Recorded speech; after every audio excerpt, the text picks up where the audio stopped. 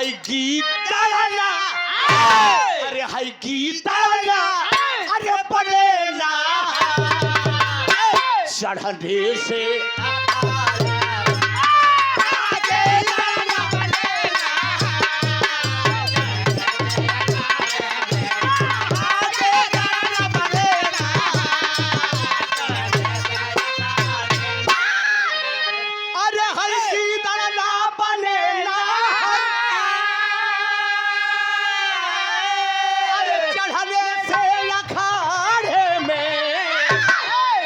गदहाना अरे हाय गदहाना अरे बड़े बांधे चंदन के लगाने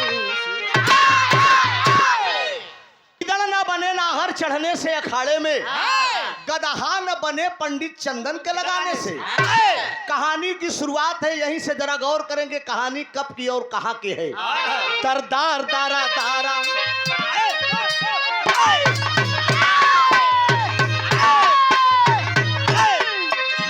अभिमान ही वीरों का नासवान बनाता, अभिमान ही वीरों का नासवान बनाता, अभिमान से जो मुक्त है बलवान कहता, अभिमान ही वीरों का नासवान बनाता, अभिमान से जो मुक्त है बलवान कहता।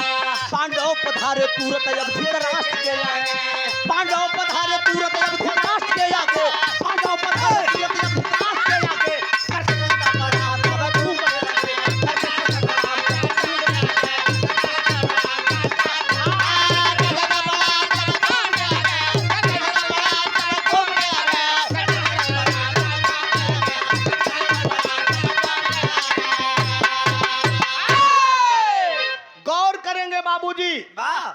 बात उस समय की है जिस समय कौरवों की हार हुई और पांडवों की जीत हुई। एक दिन दुनिया के मालिक भगवान कन्हैया पांचों पांडव से बोल दिए कि अरे महाभारत की इतनी बड़ी लड़ाई आप लोगों ने जीता है, तुम्हारे कुल के, तुम्हारे खानदान के, अरे तुम्हारे पूर्वज हैं धृतराष्ट्र दोनों आंख के अंधे हैं। अरे इतनी बड़ी लड़ाई तुम लोगों ने जीता है, कम से कम जाकर धृतराष्ट्र से आशीर्वाद तो ले लो। ए भैया ई बतिया जब भगवान कन्हैया का भीम जी सुने, भीम जी प्रसन्न हो गए।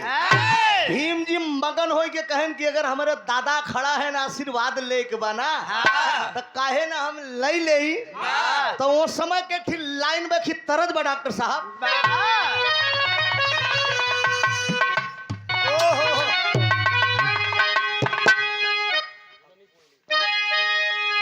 झूलानी पे उड़ाली, झूलानी पे उड़ाली, अरे जहाजिया उड़ाई दा हमार पाई जे बड़ा हीरा चढ़ा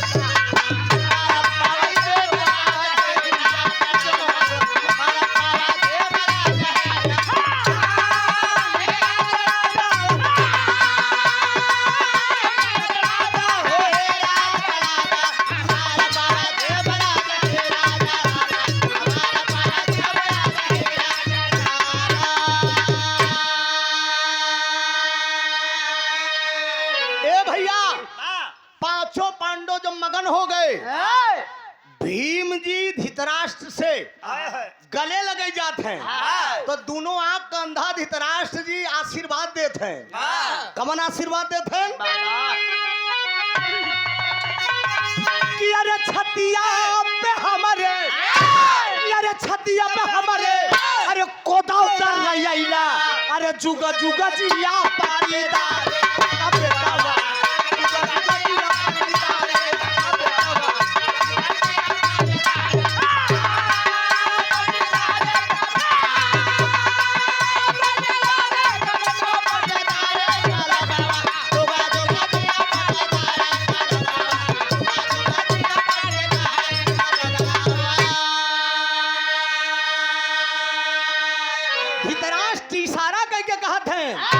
अहो भाग बेटा, अरे रन में विजय तू भैला, छतिया पे हमारे कोदा उतर, छतिया पे हमारे कोदा उतर,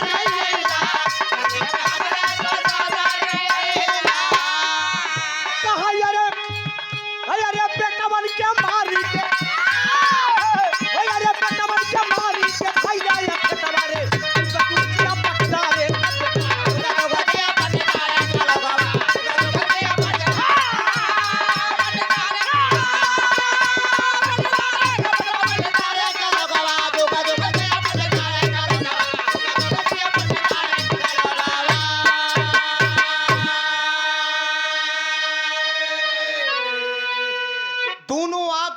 धृतराष्ट्र इशारा कर दिए करे बेटा क्या बात है? हमरे लड़कन के मार के तू हमसे आशीर्वाद ले आवत है। आवा हम तुम्हें गले लगाई ले। भीम जी मगन हो गए, धृतराष्ट्र गले लगने के लिए जा रहे हैं। भगवान कन्हैया बगल में खड़े हैं, इशारा कर दिए, कहन भीम कहाँ जाते हैं? कहन हम अपने दादा से गले लगे जाते। भगवान कन्हैया भीम के बताए दे, कहें सुना जे के तू आन्हर समझत है, वो अब्बो तो से ज्यादा बलशाली पाई जाई, दाब दे तो चकना चूर हो जाबे। भीम जी यहाँ पर माया रख दिए, तुरंत भगवान विश्वकर्मा को बुलाए। गौर करेंगे, तुरंत भगवान विश्वकर्मा को आमंत्रित किया। भगवान विश्वकर्मा प्रकट हुए, भगवान कन्हैया से बोले कि प्रभु क्या जरूरत है मेरी, बोलो मैं क्या सेवा करूं।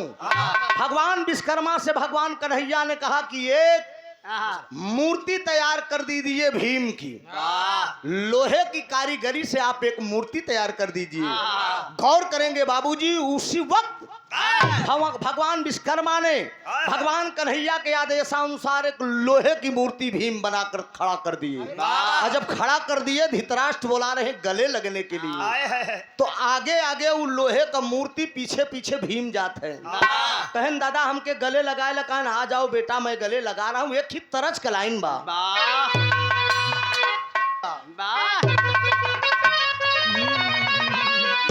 कहा गुड़िया का बीता त्योहार, अरे गुड़िया का बीता त्योहार, गुड़िया का बीता त्योहार, घूरी लेके आए, गुड़िया का बीता त्योहार, घूरी लेके आए।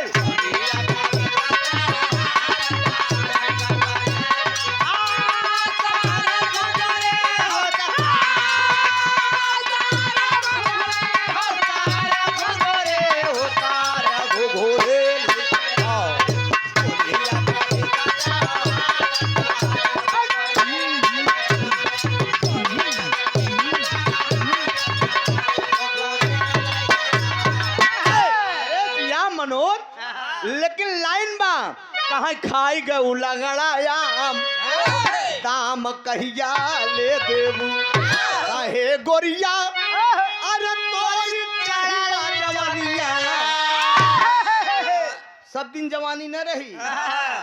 हपी चच्चा से गाना हो कभों कभों, हमारो भाइयों का हम चचा कहत रहे, हमका बच्चा कहत रहे।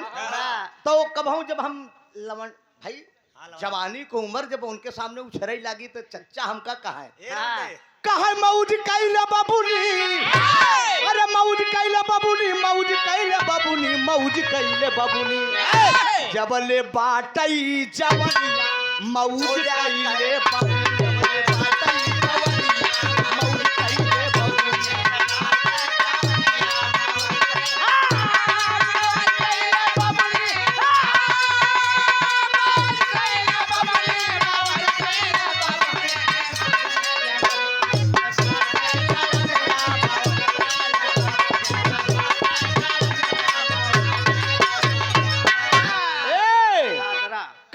दिन ठेगबू लई ठेगुनिया मौज कैले बबुनी। भीम जी मगन होके धृतराष्ट्र से गले लगने के लिए जा रहे हैं।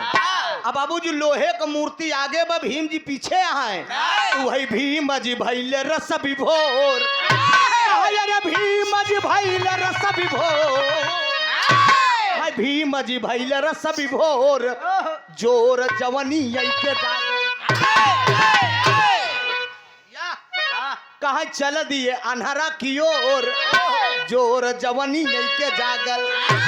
भगवान कन्हैया इशारा कर रही है कि जाओ, धृतराष्ट्र बुला रहे हैं। आगे आगे लोहे का मूर्ति, पीछे पीछे भीम चला जाते हैं। जब धृतराष्ट्र के करीब पहुंचे, ऐसे भीम जी पहुंचे, धृतराष्ट्र के पास वह लोहे वाली मूर्ति ऐसे ठेल दे। जब लोहे वाली मूर्ति ठेल दे तो दोनों आंख के अंदर धृतराष्ट्र ऐसे चपकाए के पकड़ लिया। धृतराष्ट्र पकड़ के उठाए के ऐसे लोहे का मूर्ति दाब दिया। और जब दाब दे बाबूजी तो लोहे का मूर्ति बोले लगी, कहा चार चार बार बार, चार चार चार चार चार चार। अरे बाप बाप रे बाप भीम को धोती ढिलाइला भगवान कन्हैया इशारा कहन देखा ई जब लोहे का मूर्ति यहाँ ढंग डाबत बा तो तोहका पाई तो चकना चूर कई दे। अरे बाप रे बाप भीम कहें जब लोहे का मूर्ति चरचरावत बा लेकिन धृतराष्ट्र अपने मन में क्या सोच रहे हैं कि तर्ज बा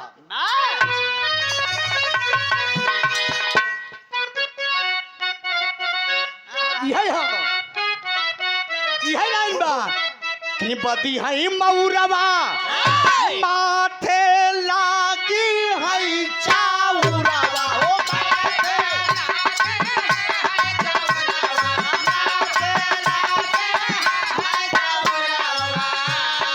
मुड़े मऊरवा दई के मुड़े मऊरवा दई के भैया मोर बनी गई है दुल्हवा मुड़े मऊरवा भैया मोर बनी गई है दुल्हवा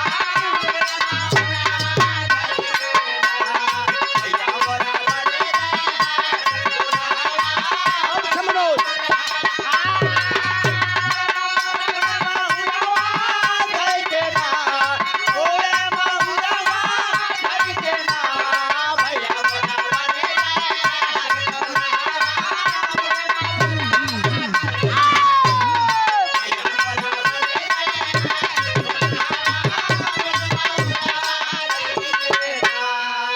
लेकिन गौर करें बाबूजी धृतराष्ट्र दोनों आंख कंधा क्या अपने मन में सोच रहे हैं कि पूरा इंता का माया जा बेटा बन के होई आई हो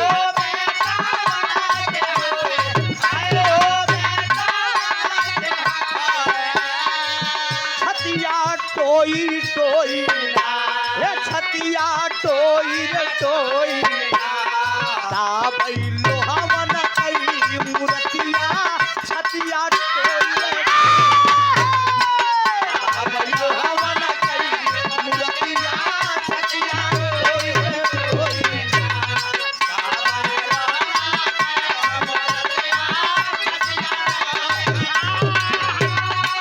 छतिया टोई रे टोई छतिया टोई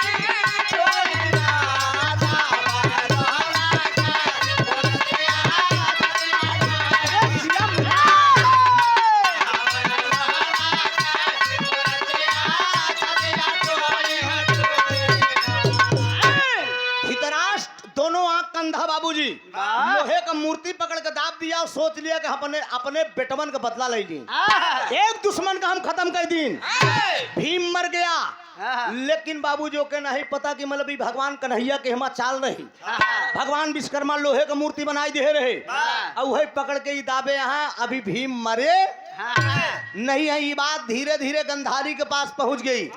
जरा गौर करिएगा यादव वंश के लोगों ये विरह में प्रमाण मिलेगा 56 करोड़ यादवों का विनाश कैसे हुआ था। गंधारी का खबर धीरे धीरे पता चला और जब गंधारी का पता चला बाबूजी की भीम नहीं मरा है बल्कि लोहे का मूर्ति दाबे ने है।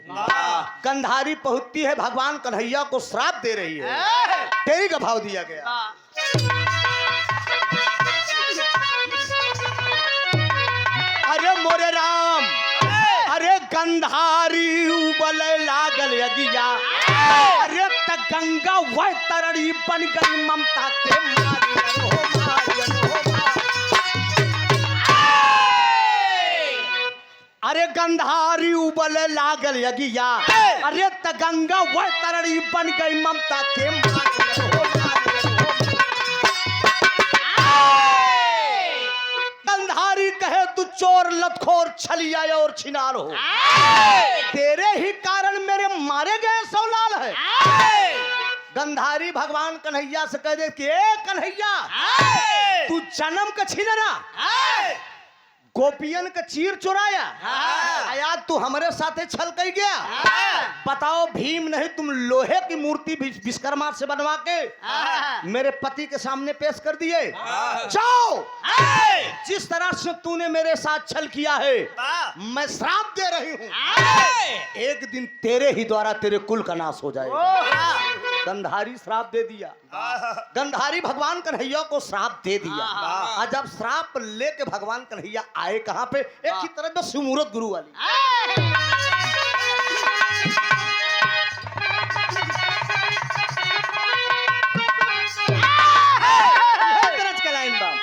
कि पिया परदेसिया नभावे जनवा, अरे बिरही बनल बासे जारी डाले बोली, उड़ी उड़ी जाला चरिया, उड़ी उड़ी जाला यो मनोज।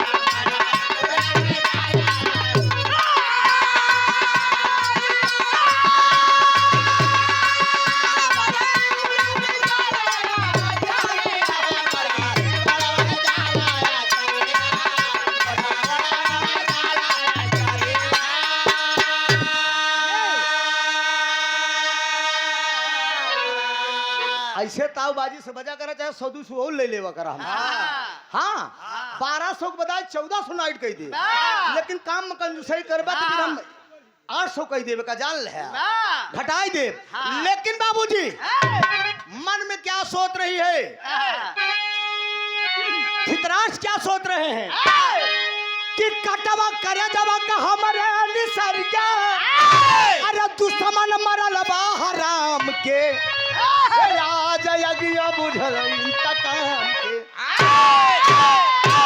धृतराष्ट्र अपने मन में सोचत हैं कि एक दुश्मन को मारी डाले, लेकिन उनके नहीं पता कि लोहे का मूर्ति दाबे है भीम मरा नहीं। लेकिन बाबूजी गंधारी श्राप दे देती है। जब गंधारी श्राप दे देती है कि एक दिन तेरे ही द्वारा तेरे कुल का नाश हो जाएगा, भगवान कन्हैया श्राप लेके कहाँ पे आते हैं तो यहाँ तरजबा, अरे मुआवता मुआवता, अरे मुआवता मुआवता मुआवता, अरे सजिया सोवे ना कि सजिया सोवे ना, सजिया सोवे ना, सजिया सोवे ना बलमुआ तरसावता, सजिया सोवे ना बलमुआ तरसावता।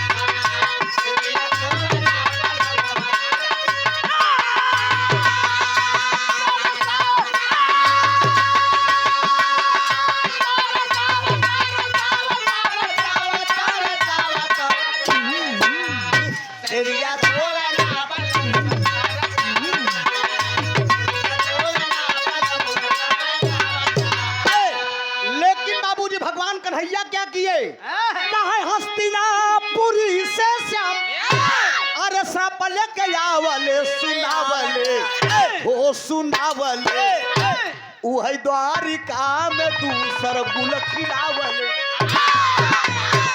वह प्रदुमन का श्याम सुंदर दुल्हन बनवले। गौर करेंगे, हस्तिनापुर से श्राप पा के भगवान कन्हैया कहाँ पे आए, द्वारिकापुरी। अब एक चमत्कार द्वारिकापुरी में हुआ, द्वारिकापुरी के राजा भगवान कन्हैया बने, और उस द्वारिकापुरी नगरी को कौन बनाया था, पप्पू जी, उस द्वारिकापुरी नगरी को भगवान विश्वकर्मा ने बनाया था। और द्वारिकापुरी नगरी 14 जोजन लंबी और 14 जोजन चौड़ी थी। वहां के राजा भगवान कन्हैया थे। द्वारिकापुरी नगरी पूरी सोने के बनी थी। भगवान कन्हैया जब अंतर ध्यान होने लगे तो उसको समुद्र में डुबो के गए। आज भी वैज्ञानिक रिसर्च इस पे चल रहा है। वैज्ञानिक लोग खोज कर रहे हैं कि वो द्वारिकापुरी नगरी कहाँ में है, लेकिन समुद्र में पता नहीं लग रहा है। वहां के राजा भगवान कन्हैया हुए। एक दिन की बात है, यादव के जितने बच्चे थे, भगवान कन्हैया के बेटवा का नाम बा प्रदुमन, नाती का नाम बा अनिरुद्ध, जेकर शादी बाणासुर के बिटिया उषा के साथ भई। ये हमार जिंदगी का सबसे पहला भी रहा रहन उषा और बाणासुर के। एमा गावत रहे बज्र के पहरा पहरू ताकई बज्जर परिया नगरी में, अब मजा उड़ावे दोनों। बज्र के पहरा पहरू ताकई बज्जर ना बजा मर दे, हम बतावत है ना। बज्र के पहरा पहरू ताकई बज्जर परिया नगरी में, अब मजा उड़ावे दोनों जनवा सूनी सानी बखरी। से ले चाहे पहले ले बरे हाँ, फुरफुराना फुरियान रहा है ले के पहले हाँ हार देखा पनियावा कना ई उषा अनिरुद्ध के साथे शादी भरी बाणासुर के बिटिया के साथ तब भगवान कन्हैया का लड़का जवन रहन प्रदुमन प्रदुमन के यादव को लड़का जेतना रहन दुल्हन बनाई देन चोली बांध देन तसली बांध देन एनी में रंगना लाली लिपस्टिक लगाए के अब कहाँ लिया के गए जहाँ दुर्वासा मुनि तपस्या करते रहे दुर्वासा मुनि के लगे गए थे खित्तर जब आंख मारे अरे आंख मारे ये लड़के आंख मारे ये लड़के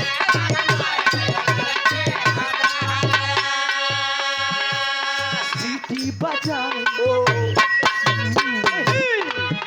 अरे सीटी बजाए नखरे दिखाए बीच सड़क पे करके ए आंख मारे ये लड़के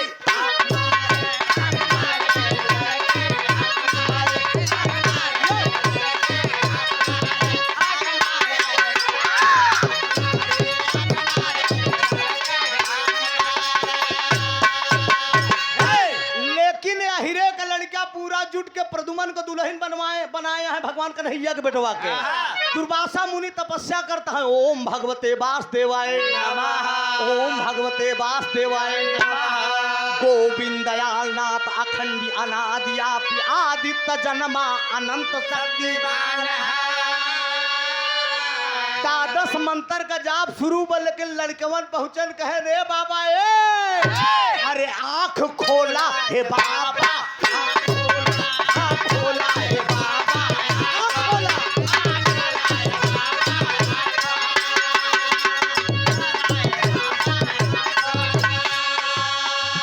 तन के बोला हे बाबा बोला तन के बोला हे बाबा ए बाबा अरे खिन्नई नबेली लड़की तोहरे सामने आए बा तू तपस्या में जुटा हा लेकिन बाबा दुर्वासा मुनि तपस्या में मस्त आया हिरे के लड़का चंट होबे करते एक लड़का खोपड़िया मुड़वा पे चढ़िए यहीं पखरुआ पे चढ़ के पकड़ के ऐसे डलिया हिलाई दे और जब डलिया हिलाई दे तो दुर्वासा मुनि अपना ध्यान तोड़ दिए और जब दुर्वासा मुनि अपना ध्यान तोड़ दिए तो बोले कहा बालक क्या जानना चाहते हो कहे ना हम यही जानना चाहिए कि मेहरुआ के पेटवा से कहाँ पैदा हुई यही बताए दो बस दुर्वासा मुनि बोल दिए कि सुनो इसके पेट से जो पैदा होगा वही उसी से यादों का विनाश होगा पैदा क्या हुआ पापड़ का भाव है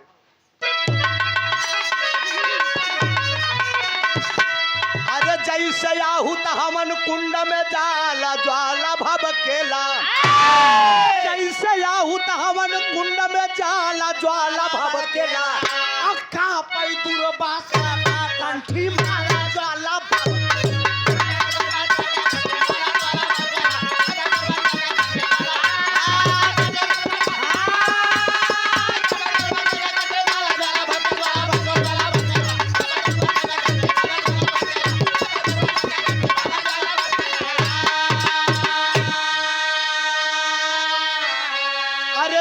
मुनि जी करे तपस्या वही प्रदुमन को ले जाई हो देख मस्करी क्रोध में वही अब बोल पड़े मुनि अरे यही बने यदुवंश जहर का अरे यही बने यदुवंश जहर का अरे प्याला ज्वाला भभकेला अका पै दुर्वासा का कंठी अरे माला ज्वाला भभकेला गौर करेंगे बाबूजी प्रदुमन को पेट से मंजू गुरु पैदा का भा मूसर वो खरी कभी जी मूसर वो खरी पैदा भा यहीरे का लड़कियों को तोड़ ताड़ के चूर चार के मुस्कान ले जाए के फेंक देन के सार न रही बांस न बाजी बांसुरी लेकिन गौर करेंगे मित्रों सच्चाई छिप नहीं सकती बनावट के वसूरों से खैर खून खांसी खुशी बैर पीत मदपान रहीमन दाबे ना दबई जाने सकल जहां सच्चाई कभी छिपती नहीं है श्राप दे दिया गया धीरज तो कोई टाल नहीं सकता। इतना हो सकता है हल्का से संशोधन हो जाएगा, लेकिन ओके तोड़ के अहिरे के लड़का ले जाए के प्रभास क्षेत्र में फेंक दे। और जब प्रभास क्षेत्र में फेंक दिए, समय आने पे वो एक घास के रूप में उपजी है। कौन सी घास? नगर मोथा जे के बोलत थी, नगर मोथा हो था ना, वही घास के रूप में उपजी है। लेकिन द्वापर में वो तलवार के बराबर काम कर रही है। मित्रों, समय आया, एक दौर आया, होली का पर्व आया। 56 करोड़ यादव भांग के नशे में एकदम भांग पी के प्रभात क्षेत्र में होली का जश्न मनाने के लिए गए हैं। उसी समय का भाव है, आल्हा का भाव दिया गया। अरे होली का त्योहार पूरा, सूर्य टारी जाई है चाहे, अरे सूर्य टारी जाई है चाहे, अरे टारी है चंद्रमा भैया, सूर्य टारी जाई है चाहे,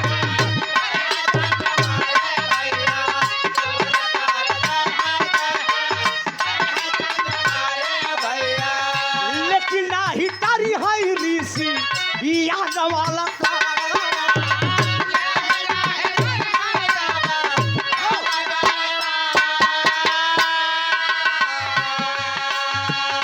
होली का त्योहार, होली का त्योहार यादव कुल मनावे भैया,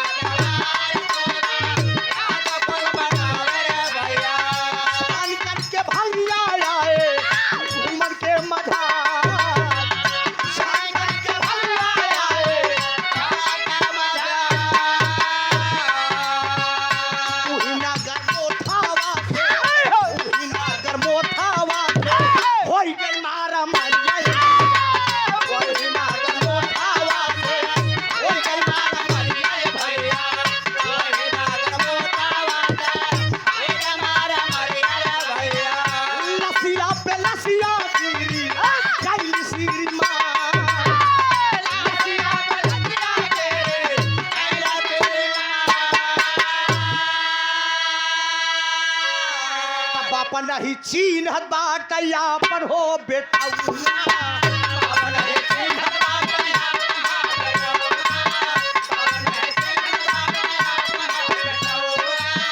बेटा न चीन बाट बाप श्री माँ,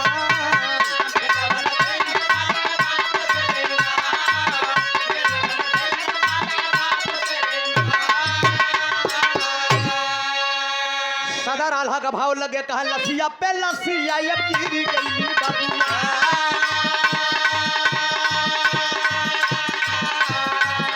या लसिया पे लसिया ये गिरी गई बबुआ, अरे पूरा याद पूरा बाबू रहा टकरा,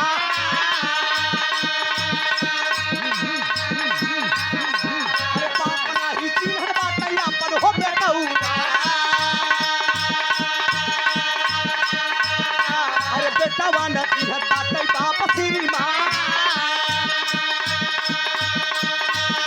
अरे देखे बलराम अपने कुल के बिना सवा मुड़वा पटक के आप तोड़ दिले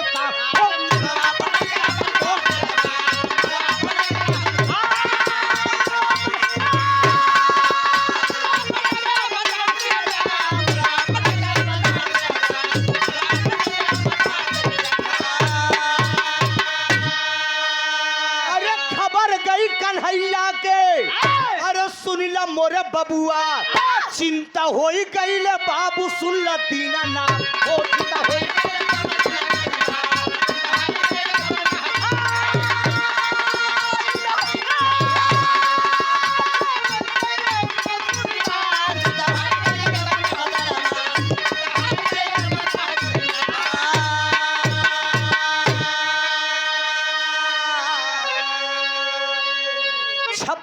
करोड़ यादव बाबूजी प्रभास क्षेत्र में नगर मोथा घास एक पर एक प्रहार किया जा रहा है, लेकिन वो तलवार के बराबर काम कर रही है। जिसके शरीर पे पड़ रही है एकदम धराशायी होकर गिर जा रहे हैं। बाबूजी, बेटा अपने बाप को मार रहा है, बाप बेटा को मार रहा है। भगवान कन्हैया के बड़े भाई बलदाऊ जी से नहीं बर्दाश्त हुआ, खड़े होकर वो लख रहे हैं, सोच रहे हैं कि मेरा 56 करोड़ यादव जो है आपस में टकरा के मर गया। सर पटक के वो भी प्राण त्याग दिए, भगवान कन्हैया अकेले बचे। मित्रों, और जब भगवान कन्हैया प्रभात क्षेत्र के पास खड़े होकर देख रहे हैं तो लाश पे लाश गिरी हुई है। जब लाश पे लाश गिरी है, भगवान कन्हैया दुनिया के मालिक सोच रहे हैं कि ये क्या हो गया, सब मेरा नाश हो गया, पूरा यदुवंश नाश हो गया। एक पेड़ के ऊपर पैर पे पैर चढ़ाकर दुनिया के मालिक बैठ गए। लेकिन समय आया मित्रों, वही बाल का बेटा अंगद द्वापर में आया है अपने पिता का बदला लेने के लिए। प्रभास क्षेत्र का थोड़ा सा टुकड़ा बचा था, उसी टुकड़े को अपने बाण में लगा लिया। शिकार खेलने के लिए जंगल में आया है, लेकिन दुनिया के मालिक पैर पे पैर चढ़ाकर बैठे हैं। वो शिकार खेलते खेलते करता क्या है, आखिरी भाव दिया गया।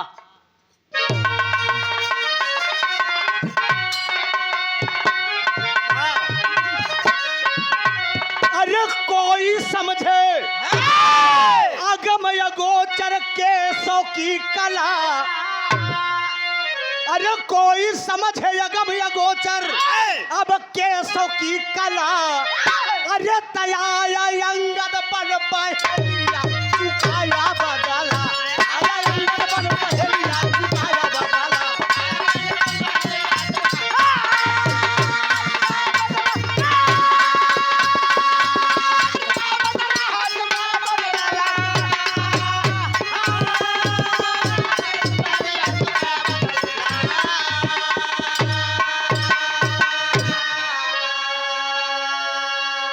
धीमा बाड़ी समझा कोई कस्तूरी मृग आया, मारा तुरते बाण खींच के वही तरु के बीच समाया।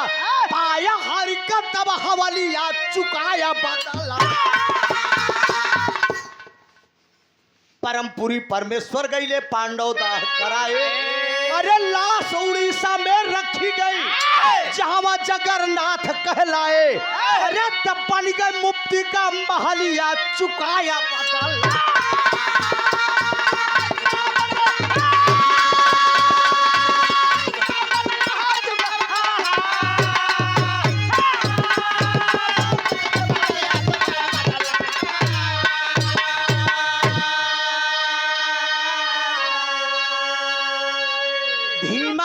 समझा कोई कस्तूरी मृग आया, मारा तुरते बाण खींच के वही तरुके भी समाया।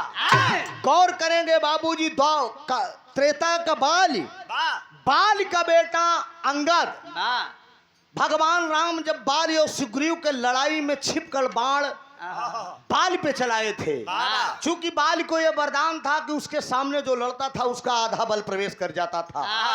छिपकर प्रभु राम ने बाण मारा था। बाल ने बोला था कि ये कायरों का काम है, बहादुर सामने से वार करते हैं। उसी समय भगवान पुरुषोत्तम राम ने वरदान दिया था कि ये बाल, ये आपका बेटा जो अंगद है, समय आने पे अगले युग द्वापर युग में अपने बाप का बदला मुझसे लेगा। वही अंगद बहेलिया के रूप में द्वापर में पैदा हुआ है। भगवान कन्हैया पैर पे पैर चढ़ाकर बैठे हैं मित्रों, लेकिन खींच के तरु चमक रहा था, खींच कर बाण मारा है। तरु के बीच में बाण लगा, दुनिया के मालिक कन्हैया अंतर ध्यान हुए। जब कन्हैया अंतर ध्यान हुए तो एक प्रमाण मिलेगा, जरा गौर करेंगे मित्रों। भगवान कन्हैया के लाश कहां पर रखी गई? लाश उड़ीसा में रखी गई। भगवान कन्हैया की लाश उड़ीसा में रखी गई, जहां पर आज लोग कलयुग में जगन्नाथपुरी के नाम से जानते हैं। लाश उड़ीसा में रखी गई जहां जगन्नाथ कहलाए, बन गए मुक्ति का महलिया चुकाया बदला। भगवान कन्हैया की लाश उड़ीसा में रखी गई, जगन्नाथपुरी के नाम से प्रसिद्ध हुई। आज कलयुग में अपने पूर्वजों का तरतारण करने के लिए लोग जगन्नाथपुरी जाया करते हैं। जगन्नाथपुरी से लौट के आते हैं तो समाज में प्रसाद वितरण कराते हैं। 56 करोड़ यादों का बिना। लोगों ने मुझसे एक बार सवाल भी किया, कुछ कलाकारों ने सवाल किया कि जब 56 करोड़ यादव मर गए तो इस बहिर कहाँ बचे हमके खाली मर्द मरा रहे हैं। औरत थोड़ी क्यों मरी थी, न जाने कितने औरतें गर्भवती थी। जब बच्चे पैदा हुए उन्हीं से पीढ़ियां बढ़ती चली गई। नहीं 56 करोड़ अहिन न मरा होते तो खैर प्रधानमंत्री होते, किले बनाए देते। लेकिन गाने का शीर्षक था 56 करोड़ यादों का विनाश। गंधारी द्वारा श्राप है। आज भी यादों को चाहे जहां देखिए, अगर 1200 वोटर अहिर हैं लेकिन अहिर प्रधान न हो पाई, और कोनो अहिर लड़ जाए तो बियादरी को वोट न दे बल्कि दूसरे के दे कहीं एक दिन जब बल्कि पर जतवे ठीक बा।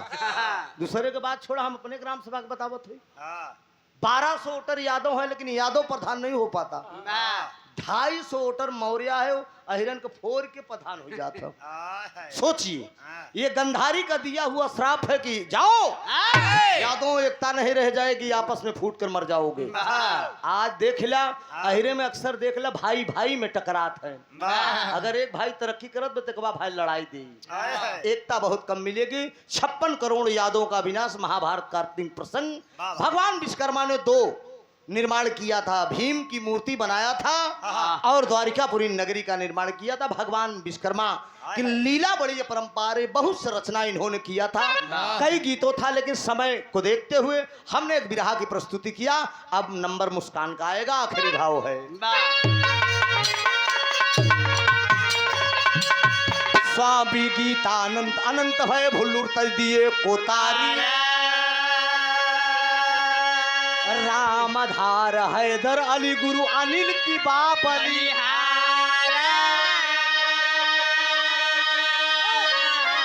अरे गंधारी उबल लागल यगिया, त्रिभुवन नाथ कुमरिया वही पाई बार। गंधारी उबल लागल यगिया, दोनों सहेली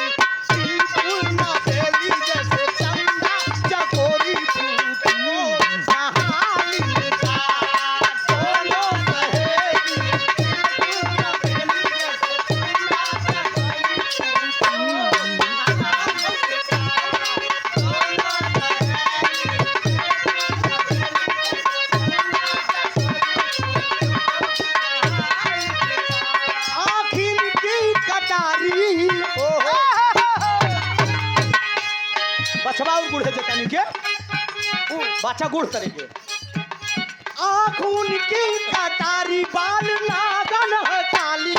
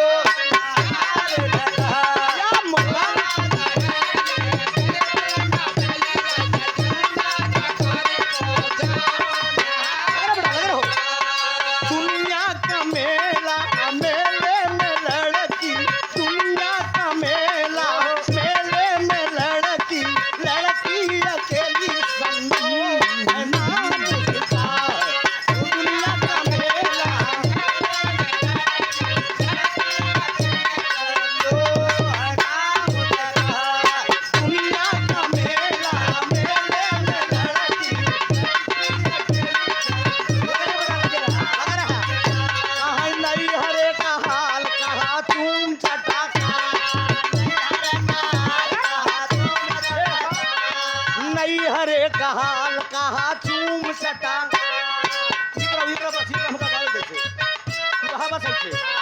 नहीं हरे का हाल कहा चूम चटा, का तोहरे घरे रहन चूम चटा। अरे केतनी सहेली तोहरे चूम चटा, अरे नारी नवेली तोहरे चूम चटा। मेलवा का 5 लाख पिया भूल, मेलवा का 5 लाख पिया भूल, मेलवा का 5 लाख पिया भूल।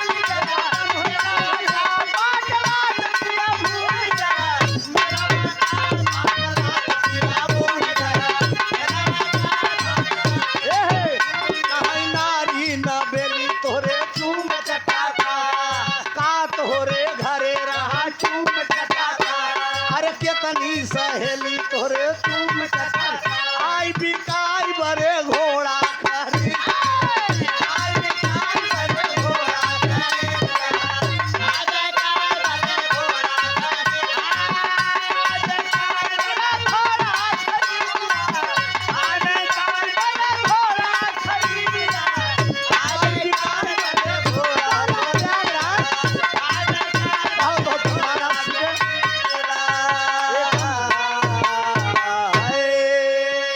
दोस्त आप सबका बंधन रुक बचवा तनिक थमे रहो बहुत बहुत धन्यवाद आप सब बड़ा